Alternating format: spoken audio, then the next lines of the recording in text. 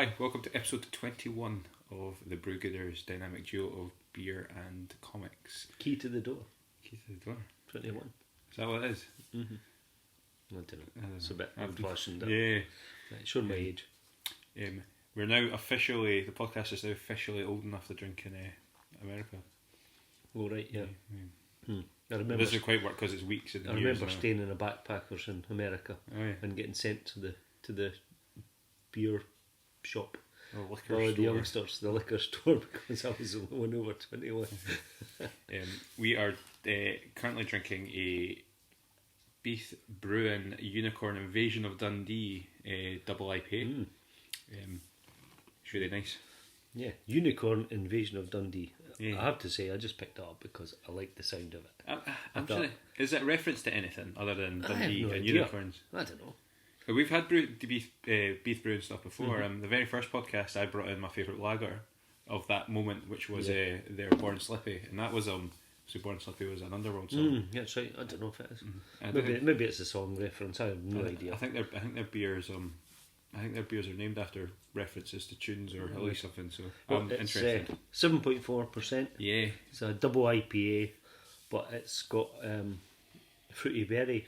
yeah. I smelled. I straight away said raspberry. I don't know if that was. Yeah, so I'm getting that as well. I don't know if it was just Certainly citrusy, but yeah. So there's Citra. There's a bit of a berry double the flavour malt, there. double the hops. So there's Citra, Mosaic, which you can smell. Mosaic's got that quite distinctive smell, and then there's Eucalypt hops in there as well. nice sort of creaminess about it. Yeah, I love that.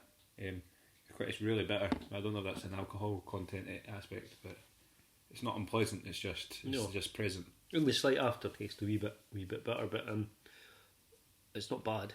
It's not, it's not I think putting me off it. So I think we've had these before. You were saying you associated the taste with a like a small batch brewery kind of home brewery kind of. I remember that quite distinctively because I was kind of gutted because I was loving it and you weren't, and that's pretty decent. Like I really like that.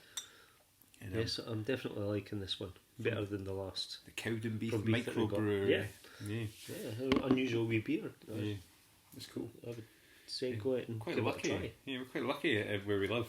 We live in Dunfermline, so these guys are only a couple of miles away, and then we've also got obviously other breweries like Innerby and that quite close by as well. Yeah, there's scattered around us, and I think next podcast I've got a St Andrews Beer Company one. Oh, nice. Which I haven't seen for a while because they used to do the farmers markets and I think they stopped doing it. I think we spoke to them online as well. So, but yeah, it's quite amazing because I remember our very first podcast or second podcast, we had quite a long discussion about how does pricing work on beers, and obviously I think a big key factor of that is import and transport costs. So Beath Brewing, particularly our shop, the shop that we shop at, the Colada and Craft Beer Merchant, locally produced beer is just that wee bit cheaper, but it's good. Yeah, it's really good. And I've often been in when like just the local brewers been in just delivering a crate. Yeah, He's it's just a guy, isn't it? And he's the guy that makes the beer, and he just turns up in his van, drops off his crate of beer. I'm friends with the owners of Alex's wine store in Inverkeithing, and I think they've got a very informal relationship with Innerby to the point that they can actually just ring them. We're really struggling. Can you fire some more round? And it's literally around the corner. Well, I guess you can do that when you're a small company and you've got kind of local stockists and people know you. So it's a nice thing about it. Absolutely. Okay, so we've got comics to review this week indeed. as well. So what are you doing? We'll introduce what we're doing. So I've got an autobiographical comic called Stutter by Joe Stone. Okay. And I've got the final Walking Dead. So the last episode. That's quite incredible. Okay. It is. Shall I go first? You go first. Okay, so Stutter is an autobiographical story read from the point of view of Joe, obviously, because it's autobiographical. And he, as many people would probably guess from the title, has a speech impediment. And as a result, has quite a lot of difficulties in his life due to this. So it's just a story of him. It's told over several timelines. You know, the development of his stutter from age 7 right through to how he's dealt with it as a teenager, as a university student, and then how he does with it today. And it was just really interesting. I picked this up in Gosh Comics in Soho in London when I was there a couple of weeks ago. Just because I wanted to pick up a comic when I was there. I wanted to pick up a comic. Was there, starting to read on the plane back up the road, and they've got a really, really awesome independent area. Imagine in a place like London, there's more local talent than some other places. So yeah, and I just picked this up because I found the cover quite striking, and something I could delve into without having to worry too much. There's quite a lot of arty stuff there that I thought was maybe over my head a wee bit. The comic itself is it's really well drawn. Things move. He's fitting quite a lot in. It's very wordy, obviously, because Joe's talking through his life and his condition. I don't know if condition's the right word. Well, one of the things I found really, really interesting, and one of my favourite bits, is how his speech impediment starts to manifest within the speech bubbles. So as he starts to stutter, I think I've left this page open because it's quite a good example. This is him talking to for those that are watching the video, this is him talking to somebody on the phone and struggling through the words. So he's describing the speech impediment and what's actually happening and what's happening in his mind. But then also this manifests within the actual comic frames as the speech bubbles start to crack and start to fall apart. That's an interesting I thought visual way of showing.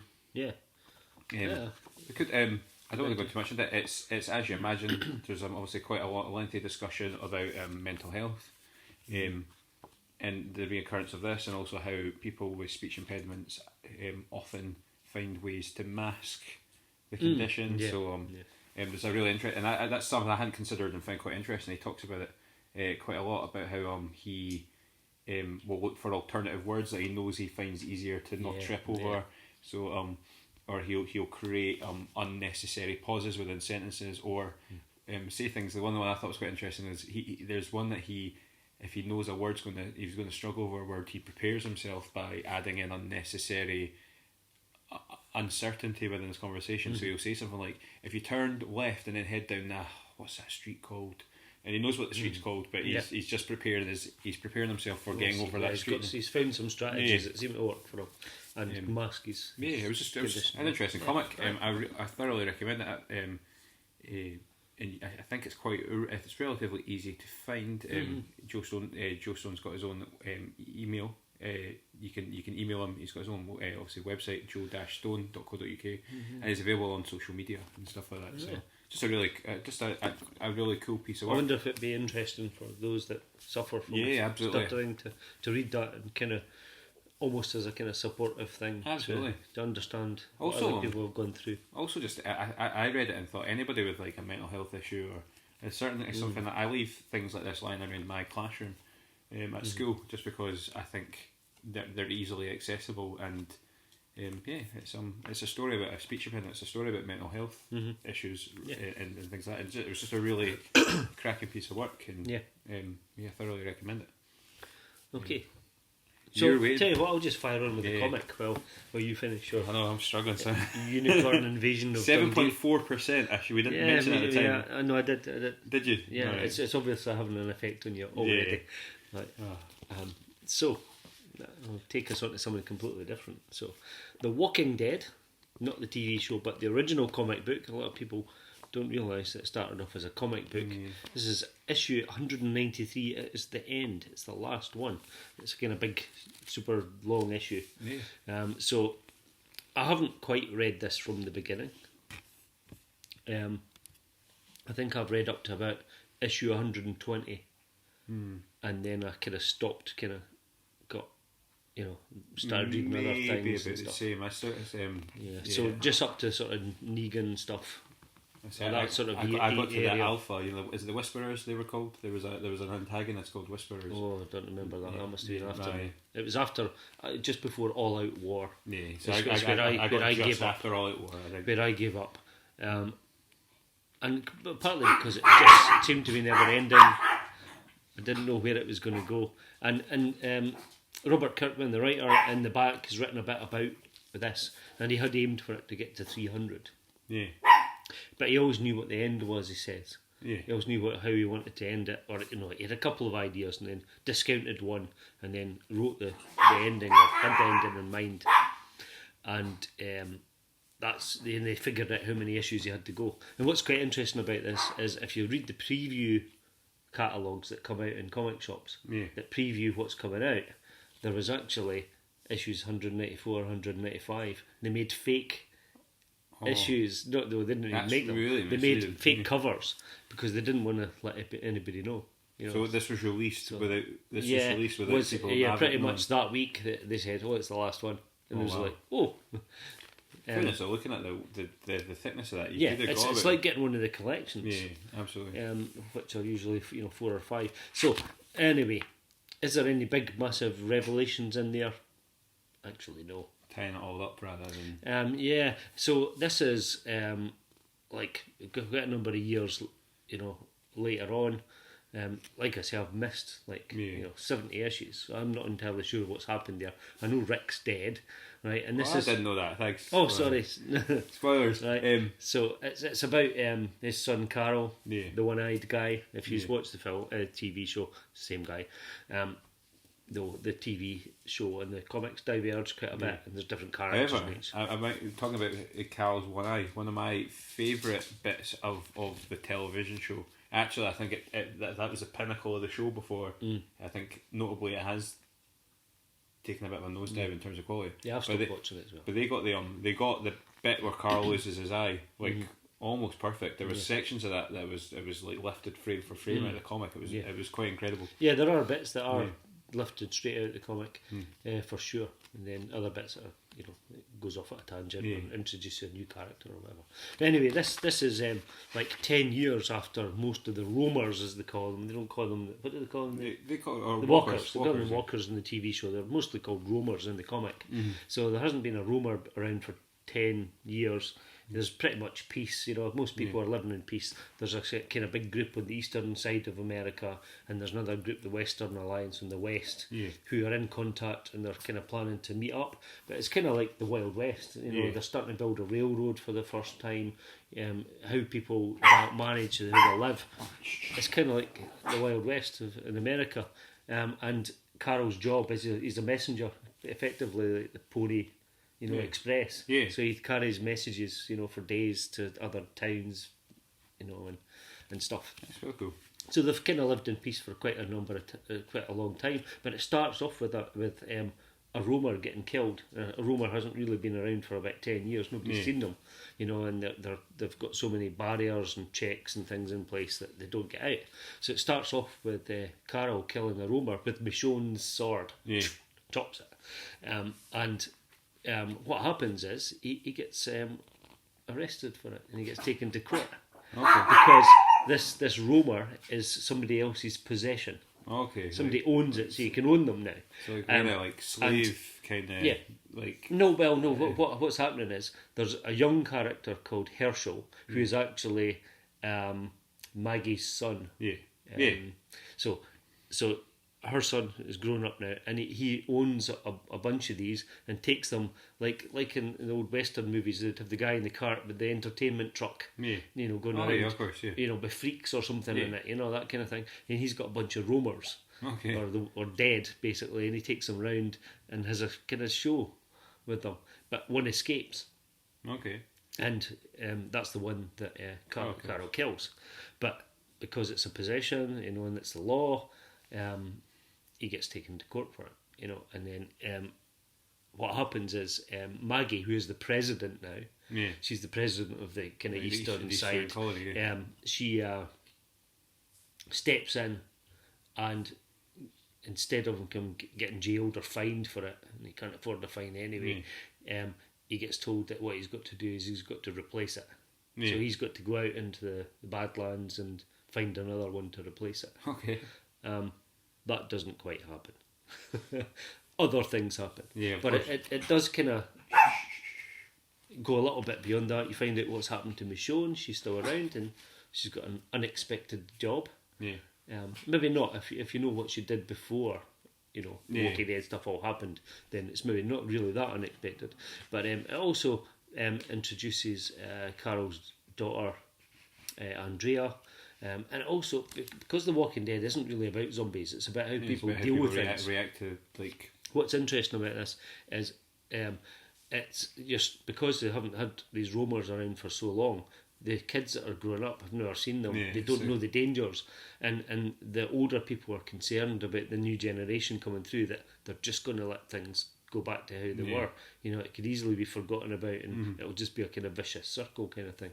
And you kind of almost see that with them building the railroads and things. It just looks like we've gone back 150 years sort of thing.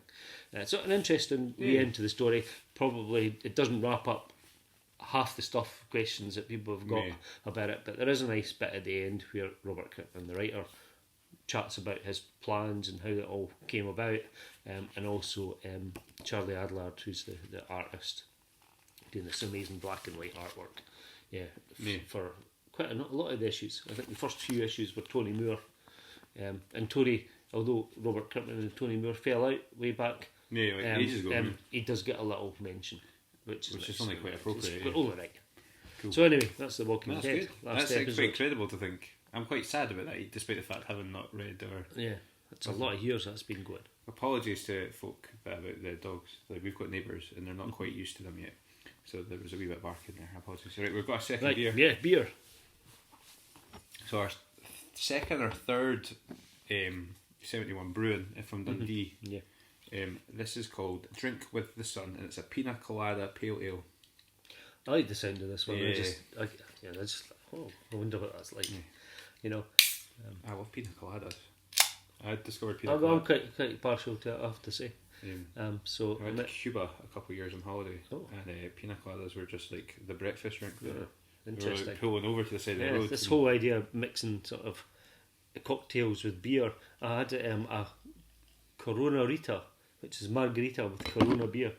No, that works as well. I can recently. It was awesome. Yeah, highly recommend it. Absolutely. Right, so cloudy. It's quite yellow colour. I'm looking forward to this, based on what's in it. Oh, not massively strong, but I'm getting a pineapple in there. Pineapple. It's quite hazy to the light as well. You can't really see it, but I'm looking down it. There's I think this is going to be quite creamy.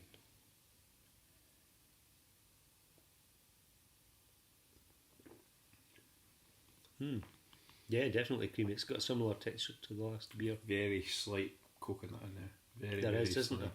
There is. That's really nice. There's milk extract, I think, in there, or some sort of milk. It's very smooth. Milk sugar that's in there. It's super smooth. The fizziness has gone quite quickly.